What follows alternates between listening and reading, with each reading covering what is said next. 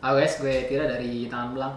Ini sebenarnya video singkat aja. Gue mau ngupdate tentang review Asus N551ZU gue yang kemarin. Nah, kemarin pas video itu keluar, banyak banget yang nanyain, ada beberapa pertanyaan. Yang pertama itu, Bang, kenapa sih pada saat lo merekam gameplay itu terlihat agak patah-patah dan laggy gitu? Apakah itu memang performance-nya atau apa? Nah, yang gue mau jawab pertama adalah itu karena gue kan recordnya in game, jadi fungsi merekam footage-nya gue bebanin ke laptop ini, Asus N551ZU ini, dan di background application yang jalan itu banyak. Jadi selain daripada gamenya, terus aplikasi buat recording gue pakai OBS, dan gue pakai counter juga, counter FPS. Nah, jadi kenapa itu agak terlihat laggy?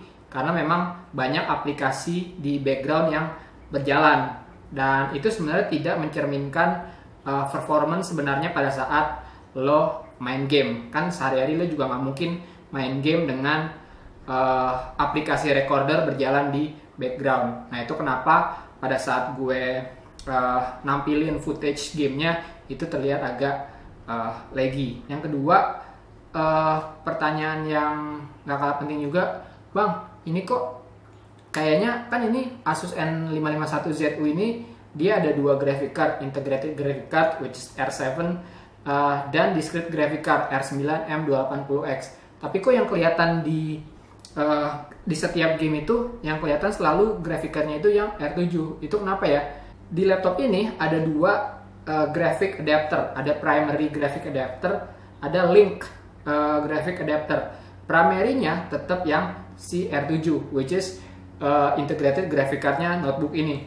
Nah, dan dia akan berganti secara otomatis pada saat laptop ini menjalankan aplikasi-aplikasi berat seperti misalkan 3D application, misalnya game, atau misalkan editing. Nanti dia akan switch sendiri ke discrete graphic card-nya gitu. Itu kenapa pada saat kemarin lo lihat itu yang kelihatan selalu graphic card-nya R7.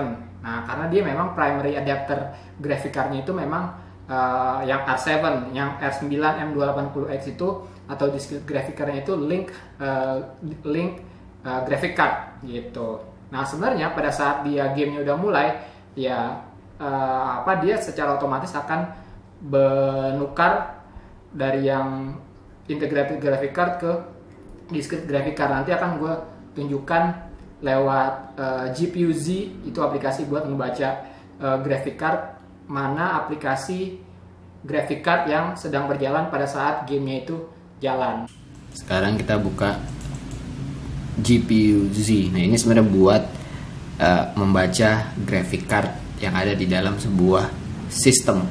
Jadi nanti kita akan lihat pada bagian sensor ini.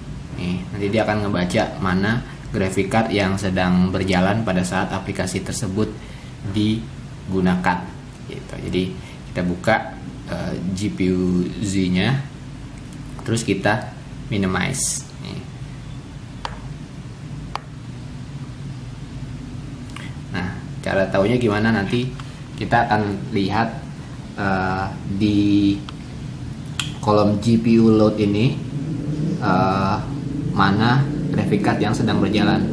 Nah, sementara pada saat sistemnya tidak berjalan nih, kayak sekarang nggak ada apa-apaan kan, nggak ada aplikasi yang berjalan di belakang, itu kita lihat nih ya, graphic card yang ini loadnya masih 0%, sedangkan yang ini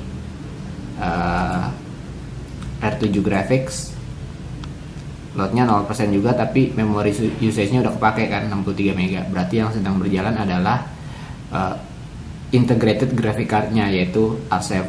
Nih, seperti kita lihat tuh. Nah, nanti kita akan lihat mana GPU load yang sedang berjalan. Oke, mari kita buka, misalkan main Shadow of Mordor. Sekarang kita kita lihat dulu di video ya. Nah, ini graphic card yang kebaca adalah R7 graphic, which is integrated graphic card, dan ini tidak bisa di ubah-ubah, emang gitu, nggak bisa ngubah. Jadi oke, kita mulai aja main gamenya.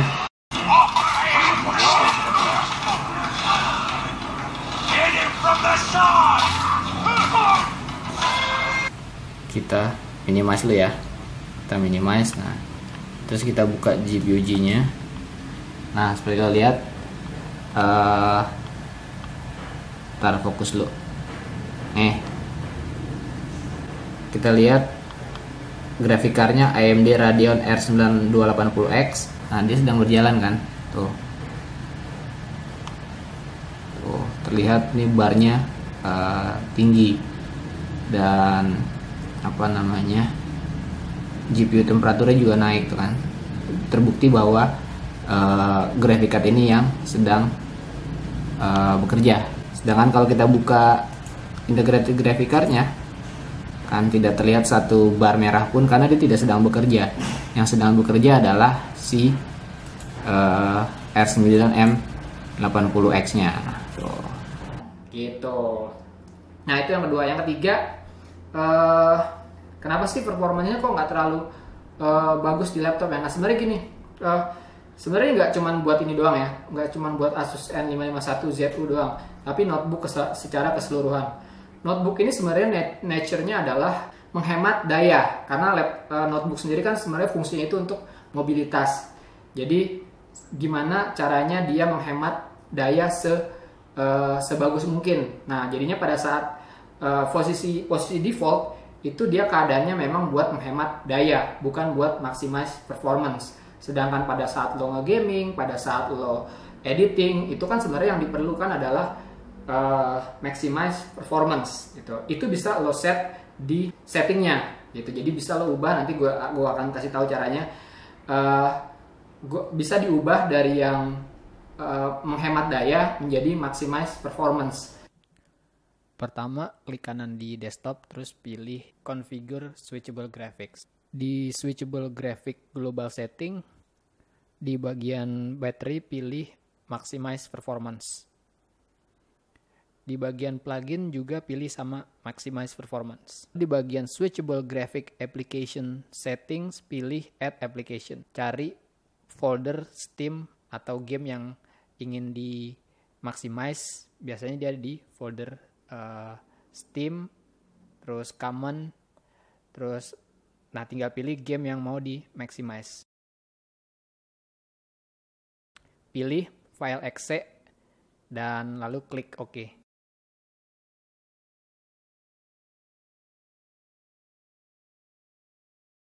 Nah, khusus buat yang N551ZU ini pada saat mau memaximize performance, ya aplikasi editing atau aplikasi gaming, itu memang lo harus colokin ke listrik supaya dia bisa maximize performance. Itu kenapa ada beberapa kasus orang pun nanya, kok kalau misalkan gue cabut adaptornya, itu kok gue mengalami performance drop ya di gaming gitu, FPS-nya juga drop segala macem. Nah, itu karena laptop lo di set buat power saving gitu. Jadi pada saat ininya nggak tercolok, itu dia otomatis menjadi power saving. Padahal pada saat lo nge-gaming atau pada saat lo editing, itu harusnya settingnya maximize performance gitu. Ada beberapa laptop yang pada saat disetting ke maximize performance tanpa harus nyolokin adapter ini, dia tetap akan bisa berjalan secara maksimal. Contohnya yang kemarin Acer E551, itu pada saat gue setting maximize performance dan ininya gue cabut, itu dia tetap bisa menjalankan aplikasi secara sempurna. Gaming FPS-nya nggak drop, bisa. Nah, tapi khusus laptop ini, walaupun setelah gue set maximize performance, tetap mengalami FPS drop gitu, kecuali lo langsung menyolokin ini ke charging gitu, dia langsung meningkatkan FPS lagi gitu. Kalau misalkan lo tahu caranya, silahkan komentar di bawah gimana caranya memaksimalkan performance tapi tanpa harus nyolokin adaptornya. Itu sih sebenarnya yang gue mau update seputar review notebook yang kemarin Asus N551ZU. Oke, segitu aja. Thank you guys for watching and I'll see you next time. Bye.